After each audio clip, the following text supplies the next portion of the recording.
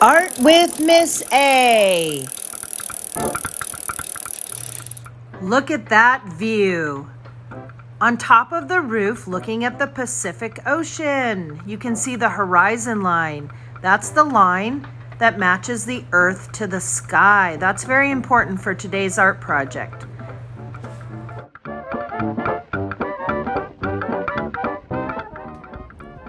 Hi artists, Miss A here.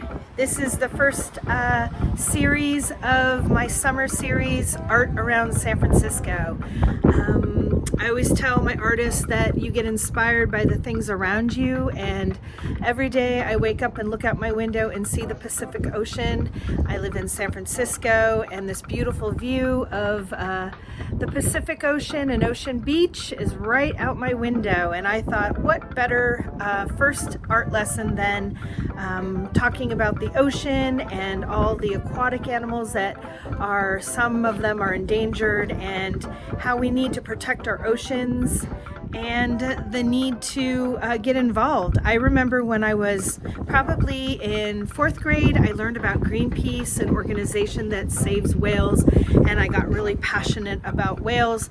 And in this art lesson, we're going to be doing a whale and an ocean. We're going to use the mediums watercolors, and horizon line we'll be talking about, and just doing some really cool art with simple materials. You can make them more complex. I will give you 2 different ways to do the same project, but I'm really excited to share my city with you and for all of you to see the beautiful sights and come visit San Francisco sometime.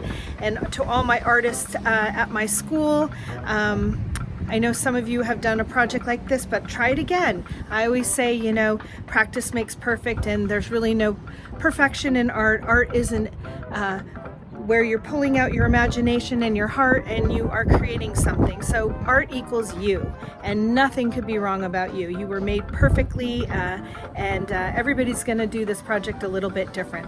But I just want you to look out at the beautiful ocean. There's some fog out there. You can see the water.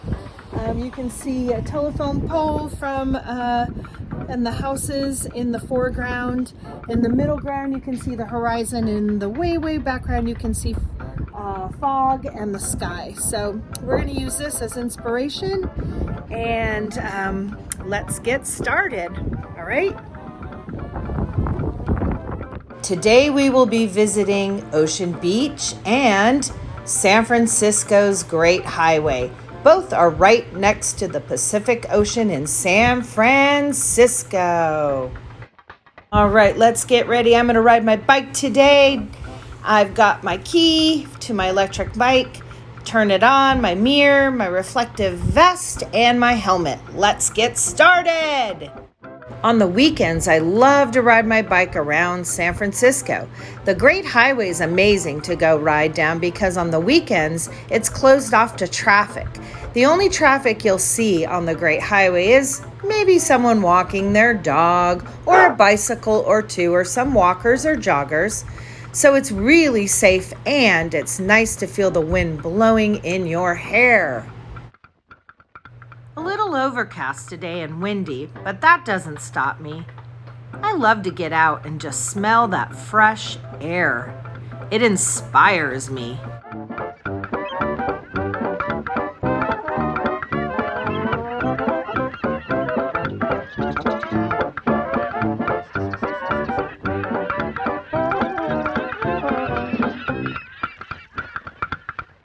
Once I lock my bike up, I take a hike up the sand dunes. Once I get to the top of the sand dunes, I can look to my left and my right and see the entire Pacific Ocean. This is where the furthest part west meets land and sea. Isn't that beautiful? I also love to take my shoes off and walk in the sand barefooted. This is called grounding. This is where our feet actually touch the earth and we are able to be re-energized. I recommend highly that you do the same.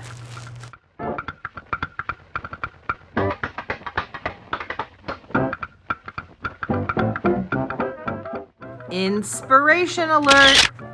I'm getting ideas of what I'm gonna do back in the art studio. As I'm walking back to get my bike, I can see the view of the whole entire sunset.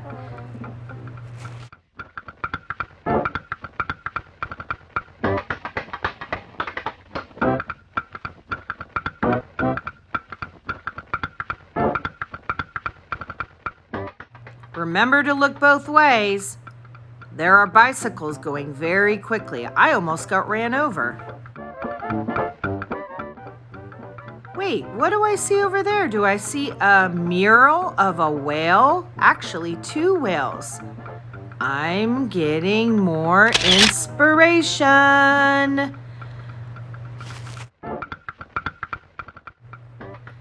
What a lovely day at the beach. Now I'm headed back into my studio to get started on our art project. Here are some examples of what we will be doing. Do you notice that there's sky and ocean, and where those meet up is called the horizon line? You'll notice different types of boats, different type of skies, different types of oceans. Each artist is going to do their own example of what they see or what they are feeling, because art comes from your imagination and your heart, so art equals you. All right, let's get some art supplies. You can do this an easy way with just color crayons, or you can go with different types of mediums. But you're definitely going to need a pencil and a piece of drawing paper or watercolor paper. Works best. I use blue tape or wasabi tape to tape off my art when I am taping it to my workspace to give it a border. If you're using watercolors, you're going to need a paintbrush and some water to wash your brushes out and to activate your watercolors. You can also do this project with color crayons as well. I am going to be making a stamp of a whale. So I got some foam at the craft store and a piece of recycled cardboard to make my stamp. You can also draw and paint the whale in any which way you want. I have a black Sharpie, and Sharpies are good because they do not bleed, and they make real crisp lines. I have a straight edge, which is a ruler, or you could even use the side of a book. All right, I wanted to show you my book, Dream Big, Start Small.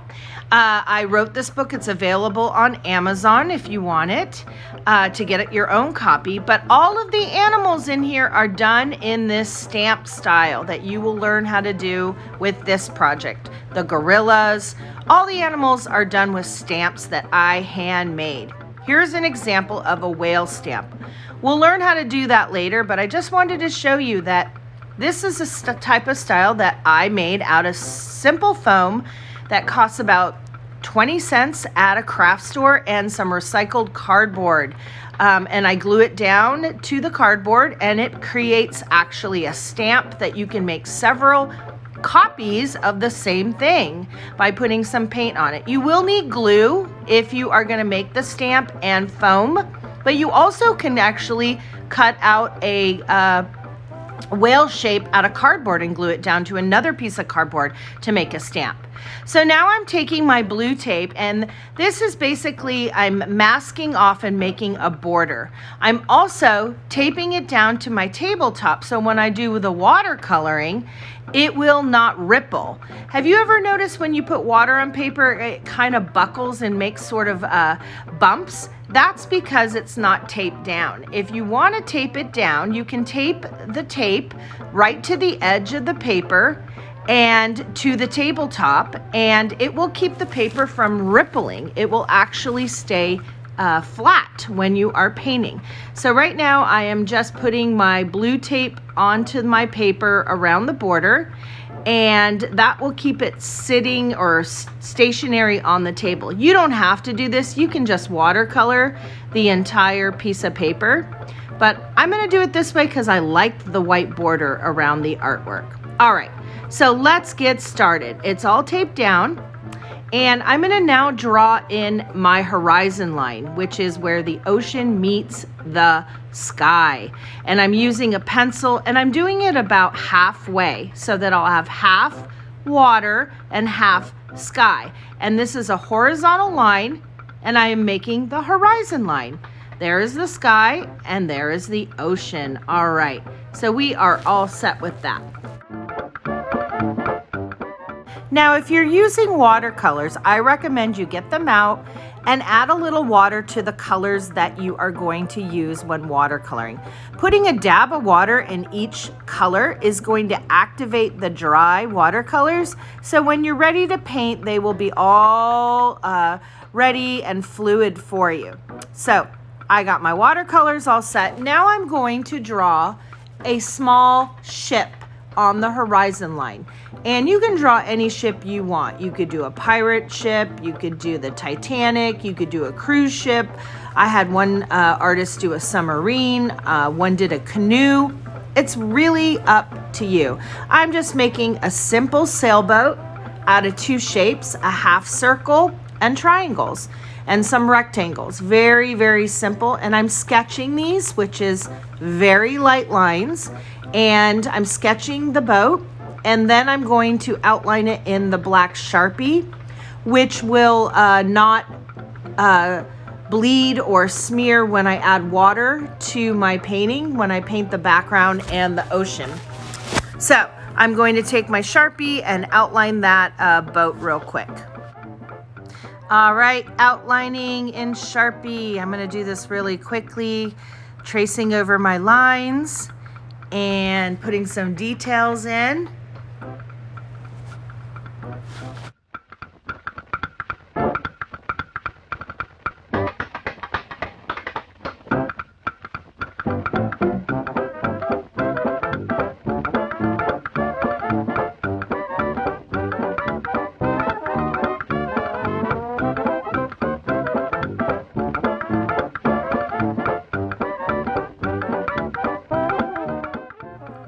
All right, now it is time to watercolor. I'm going to watercolor the sky, and usually the sky goes from dark at the top to the horizon line. It's lighter.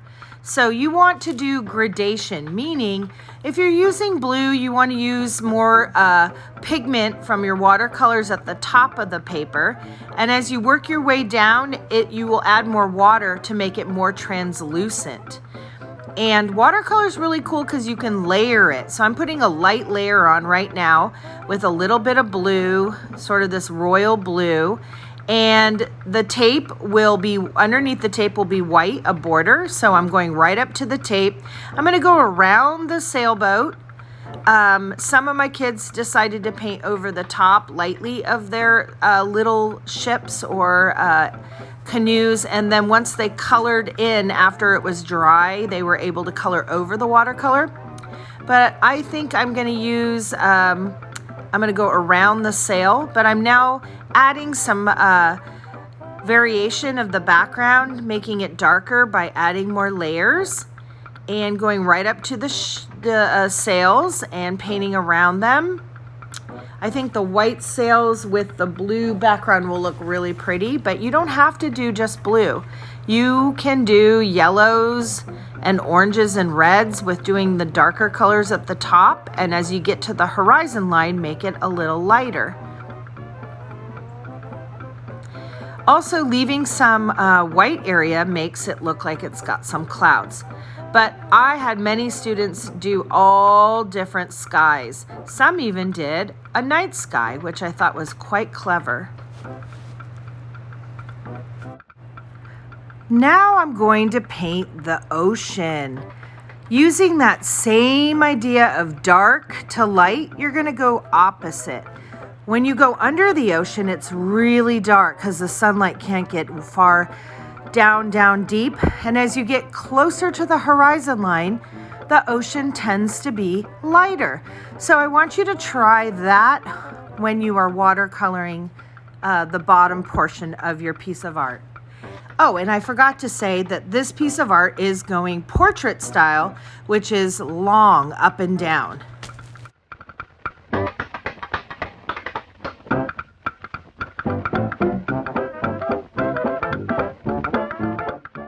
Remember I said that you can layer watercolors? Well, you certainly can. Now I'm going back down and creating some patterns of up and down curved lines that represent maybe waves, and just gives it a little more texture, and it's more pleasing to the eye than just a flat gradation. You can choose to make it more flat. It's up to you. Again, everybody's is going to look a little different. I'm just making some wavy lines on the bottom.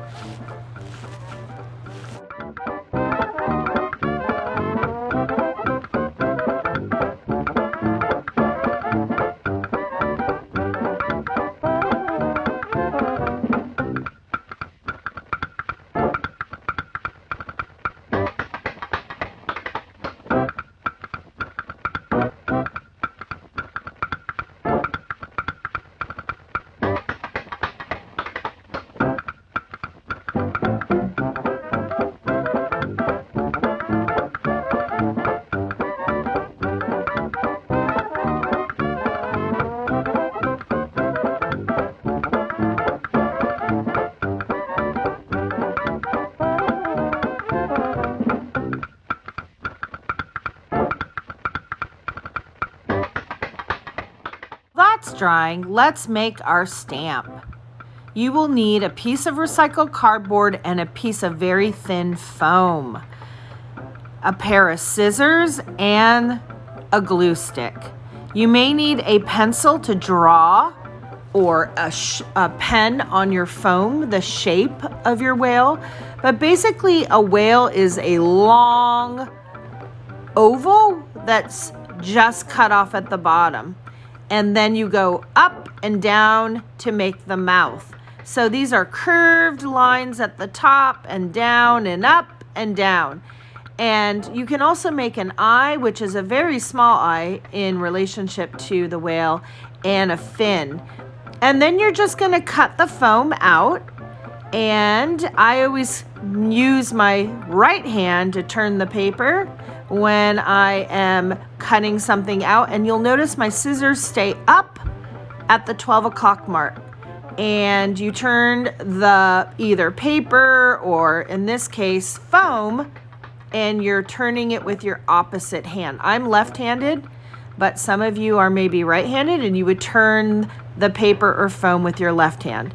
But I'm turning it with my right because I'm using my left hand to cut out. And you can cut off or trim off the excess. It makes it easier to turn the object that you're cutting.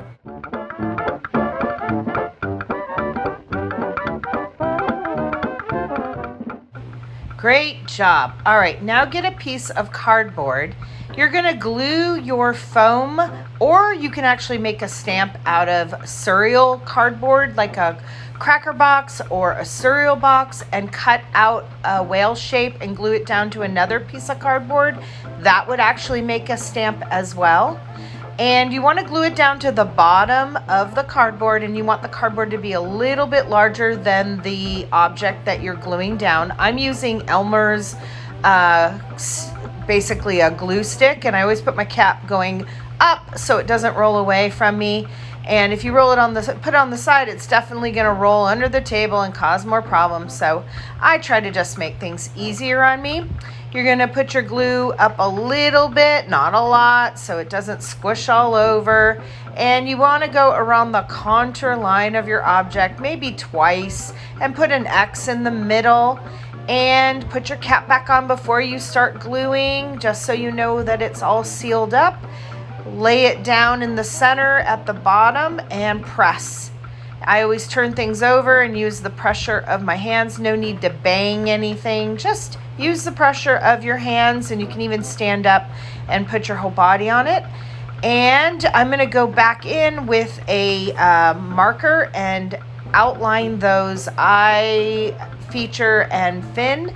You're trying to make a little indentation, so when you put your paint on your stamp, wherever you're drawing a line, you can feel it. It's making an indentation so that hopefully the paint will not print right in those lines. It might happen, but Again, you can try by making a indentation of the details and textures that you want.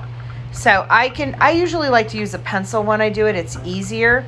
But so I'm going over the eye and the fin only. You can also make some little teeth by pushing in some dots around the mouth if you wanted to.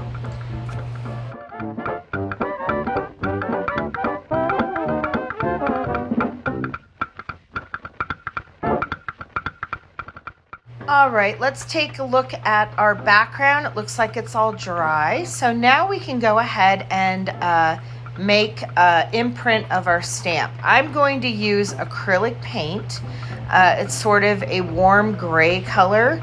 You could also use watercolor if you wanted, just put it on thicker onto your stamp, but I find acrylic to be very easy.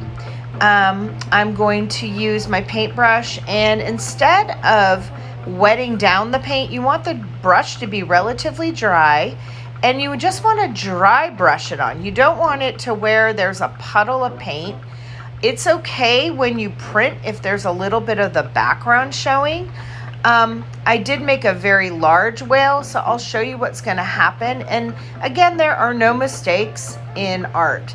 And you just want to make sure you're working quickly and you're putting enough paint, but not too much. Because if you put too much and you press down, it will squeeze out and it won't be the shape of a whale. But if you put too little, you'll see the background coming through, which I lined it up at the bottom of my paper by the blue tape where the cardboard was. And now I'm using the pressure of my hand, and I am just making sure I'm pressing down all over so that the stamp is getting into the background. And then I pick it up, and this is what I see. I notice that my whale went a little on top of the boat, and you can see the boat through. You can go back in with your paintbrush and paint over it so you won't see it, or you can leave it transparent.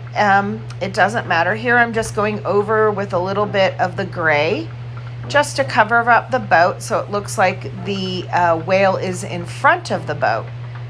And I'm going to let that dry for a little bit. And once it's dry, I'm going to go back in and do the finishing touches. I'm going to color my boat. You could do it in color pencil. You could do it in marker at this point. It doesn't have to be permanent. And you also want to go back in and use some marker to outline the features of your whale. And depending on what type of whale you do, you may have to do some more details. You will see on my kids' art that they chose many different whales to do with different features. Mine's just a gray whale, very simple.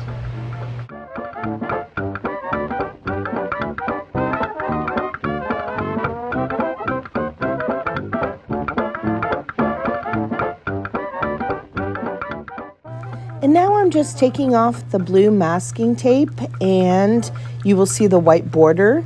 You have to do it very slow, and I do it at an angle so I don't tear the paper.